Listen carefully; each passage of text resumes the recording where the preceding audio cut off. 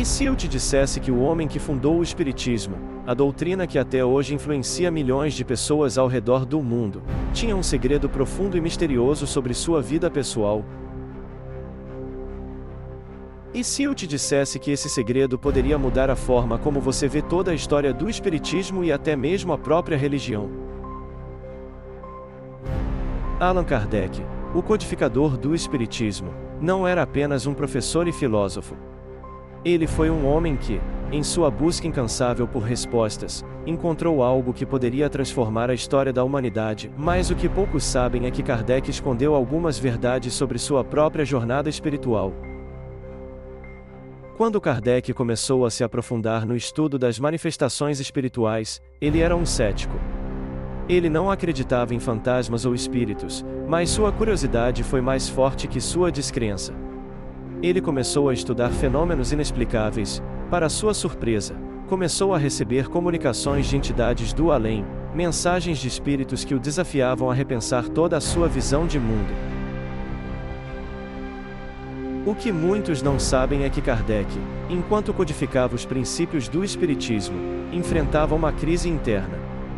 Ele se viu dividido entre a razão científica e as mensagens espirituais que estava recebendo. Ele estava, de fato, em uma constante batalha entre o racional e o espiritual.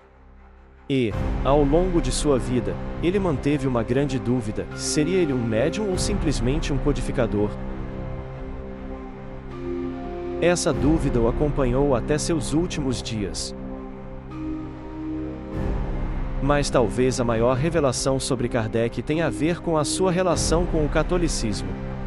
Sabia que, apesar de sua busca por respostas espirituais, ele nunca rompeu completamente com as suas raízes católicas. De fato, Kardec, que tanto desafiou a Igreja com seus ensinamentos, se viu cercado de conflitos internos sobre a verdadeira natureza de Deus e da alma humana.